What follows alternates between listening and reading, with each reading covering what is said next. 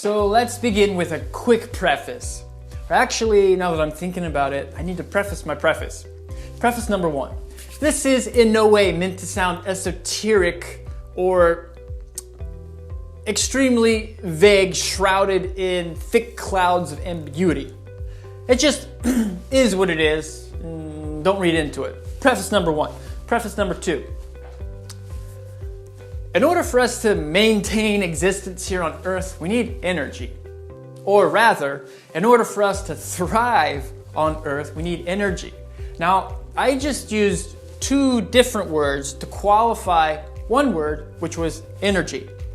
Immediately, that lets you and I know that there are qualities or types of energy. Those are my two prefaces. So let's delve in. Let's talk about quality and type of energy associated with sugar. Okay, so your first, or our first, or many people's first exposure to a sugar source is in an auspicious moment. So say, for example, maybe it was your birthday party. If you remember, you're 2, 3, 4, 5 years old.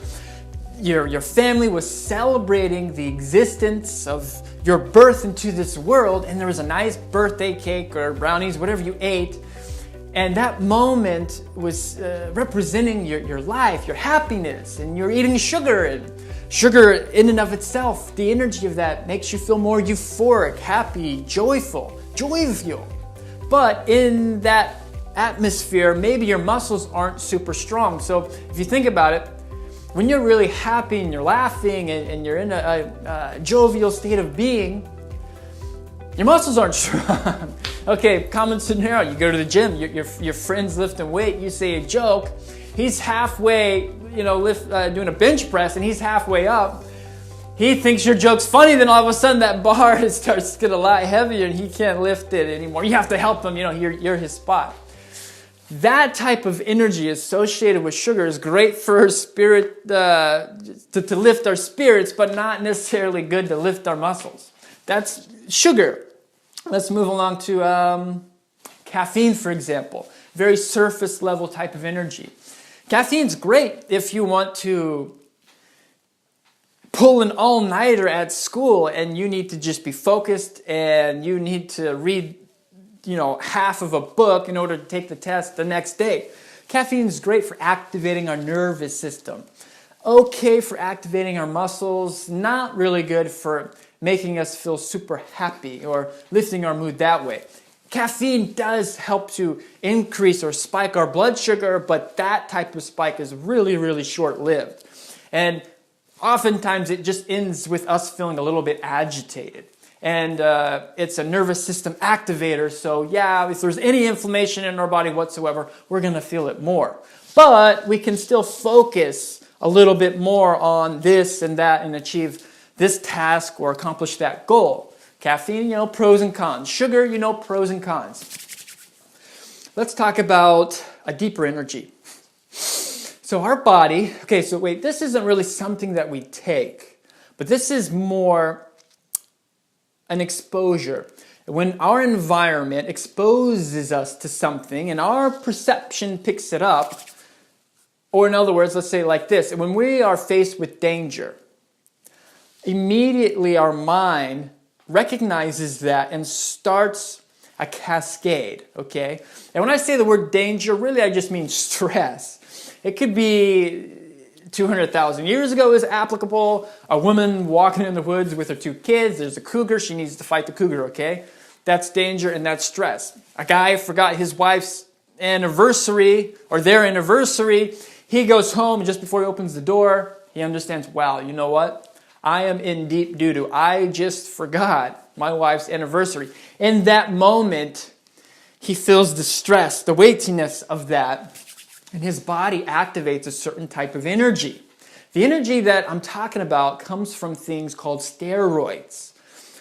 Now I know, we got to break this down a little bit. Most people think of steroids as that guy over there who took steroids and now all of a sudden his muscles are big but his pee-pee don't work. There's that aspect of it. Or it's the baseball player, the football player, the Olympic athlete took the steroids and now he can't compete. there's a lot of negative connotation to steroids, but really your body uses them as a normal part of life to deal with stress or any type of perception that you feel needs your immediate attention right away and for a distended or extended period of time. What are steroids, real quick? Steroids are testosterone, estrogen, cortisol, adrenaline, aldosterone. Real quick, let's break them down. Guys and girls need estrogen equally. Guys need estrogen so that their sperm can actually mature. Girls need estrogen so that they can have a good menstrual cycle. Guys need testosterone to feel good and relax.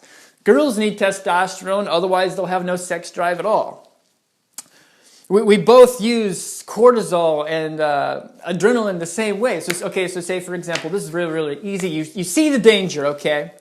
Right in that moment, you might feel a little bit hot, and your body is releasing adrenaline, and your lungs are expanding with air. Suddenly, your ability to breathe is accentuated, and it is almost as if you had like a cloud over your head, and then someone took a big wind and blew that cloud from your eyes and from your brain, and all of a sudden you're waking up a little bit more, and you're coming down, and you're meshing yourself within the internal fabric of reality itself, and your perception, suddenly you can feel the weightiness or the coolness of the gift of being alive. You feel more a part of this world. Now, that allows you to be focused, to be calm, maybe, but just to allow you to be awoken. Now, as soon as that happens, you need cortisol to be released, and that extends that feeling. Cortisol, guy and a girl, it activates their metabolism. It allows them to be active at their full potential until their goal is accomplished, until the danger is removed, until their stress is no longer stressful. It has been demystified. It's been dispelled. Now, Rehmannia comes in with this whole scenario. We're going to get to it into a second. I just wanted to remind us, and myself included, that I'm talking about Rehmannia here. Okay, so for the guys and the girls, we need steroids. They're hormones. They're part of our limbic system. They're good for us, okay? Without them, we would fall apart. So let's continue on. Now, I said earlier, there's pros and cons to energy. Now, that situation that I described, ideally, the guy walking home and he forgot that it's their anniversary, that situation is going to come and go. Okay, it's going to happen and then it's going to be over when maybe her emotional storm has calmed down. Or eventually, let's say some woman's fighting the cougar in the woods, eventually the cougar is going to go away, something's going to happen, and that situation is going to be over. Now, that's ideal, and that's how our body was designed to work. But what actually happens, we have one stress in the morning, which is another stress in the evening, which is another danger in the afternoon. And what ends up happening, we have cortisol being activated the entire time. So that does some things to us. It takes our steroids and puts them out of balance, A. B, cortisol can also slightly be toxic to our brain and especially affect like our hippocampus or parts of our brain that allow us to remember things. This is where Rehmannia comes in. So, this is what happens. Rehmannia contains interesting, cool polysaccharides. What are those? Just complex sugars that specifically protect our brain from the type of damage that can be created from cortisol. That's really, really cool, and that's really, really unique, and it's almost, Rehmannia was specifically designed to help enhance our body in this way. Anyway, okay, so Rehmannia enhances our body with the ability to deal with danger, with stress, any toxicity associated with our internal production of cortisol to our brain is going to be mitigated, diminished, buffered. Rehmannia specifically has these polysaccharides that like to protect our neurites, what they're called. So when we form new memories, when We make connections with this axon and that dendrite, just neuron terms. Then that connection needs to be protected. Rehmannia can protect that new connection, that new memory being formed from damage that can potentially be created by cortisol. From our stressful environments, cortisol is awesome, but if it's turned on all the time, then it kind of sucks. Our memory starts going down, down, down, down, down, and our blood sugar slowly starts going up and up and up and up and up because too much cortisol levels destroys our sensitivity to insulin, and I don't want to go down that rabbit hole because I'm not talking about that part, but really, we're talking about Rehmannia's ability to specifically protect our nervous system from damage from cortisol. Now, let's go one step further. In order to make our natural steroid hormones, we need our adrenal cortex to be nourished, to be fully functioning and not to be exhausted. Now, our adrenal cortex was specifically made, to create our steroid hormones. That's what its job is. They're specialized cells for that job. Now, what happens when we continually force one of those steroids to be made, it throws the balance of our adrenal glands awry. So eventually they start stuttering and they don't produce what they ought to produce, or they might produce too much over here. Rehmannia has interesting carotenoids, almost like, the things that like carrot, that color the carrot, the carotenoids, the carotenoids, alpha, beta, carrot. You ever hear of that? Those type of things. Anyway, Rehmannia has interesting carotenoids that specifically nourish our adrenal cortex, which is really, really cool. So say, for example, a lady's going through menopause. Ideally, all of those hormones that she had been making with her female reproductive systems, that should be switched over to the adrenal cortex. So the menopause should be gentle, ideally, because her adrenal cortex has all the capabilities to help that transition naturally without experiencing all types of symptoms under the sun. Also, same thing for a guy. The guy goes through something called andropause. He needs his adrenal cortex to be nourished in order to take on that burden. But look, for the guy and the girl, if their lives are just stress, or danger, our steroid hormones can be thrown out of whack. That's not good for us and for our ultimate lives. The cool thing about Rehmannia is that it specifically nourishes our adrenal cortex, which is going to start balancing our steroid hormones.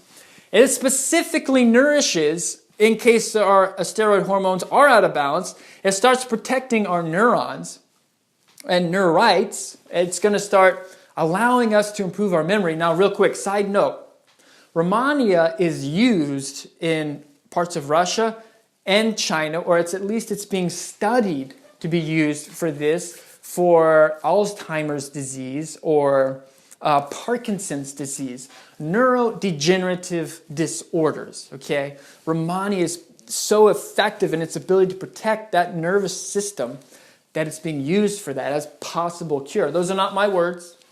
I'm not saying Rehmannia will cure your Alzheimer's or Parkinson's. I'm just saying really, really cool. Scientists are discovering, wow, this is actually really, really, really powerful for our nervous system. Rehmannia is powerful for our nervous system. Also, part of that nervous system is our limbic system, and by extension, our adrenal cortex. And wouldn't you know it, Rehmannia protects our adrenal cortex from overstimulation, and it allows the steroids to mature because they have to be made. It incubates our steroid hormones so that we can have the ability to release them in a healthy way and a balanced way for normal day-to-day routines. Now, something real quick. I'm almost done talking about Rehmannia. There's so many things that this relates to, but something with cortisol is pros. Anti-inflammatory, which that is an absolute huge one. But one type of thing that is associated with cortisol, it starts breaking down protein, It starts breaking us down. It activates our metabolism so much, we start breaking down internally. one of those carotenoids that I was talking about with Rehmannia helps to stop that, slow that down, but not only that, helps activate our fibrocytes. What do those do? Well, basically, when we want to build our body, we have to build collagen first. We have to have something for that muscle cell or that liver cell or that kidney cell to attach to grow on and to multiply. We need collagen for that, and we use fibrocytes to build that. And Rehmannia specifically turns on the fibrocytes. So, or the fibroblast, actually what they turn into. So just to recap, Rehmannia is awesome because the quality of energy that it activates is just the specific quality of energy we need in the 21st century to be busy all day long, to start that company and grow it into a multi-billion-dollar industry if that's what you want, to have many kids and grow them and have them healthy if that's what you want. Whatever you want to do, you need steroid type energy to do that. Rehmannia is one of the rarest tonic herbs. There's that word tonic again. If you don't know what it means, doesn't matter, it just means good. Rehmannia is one of those unique herbs that have the ability to incubate and nourish that part of our body that can accomplish our goals.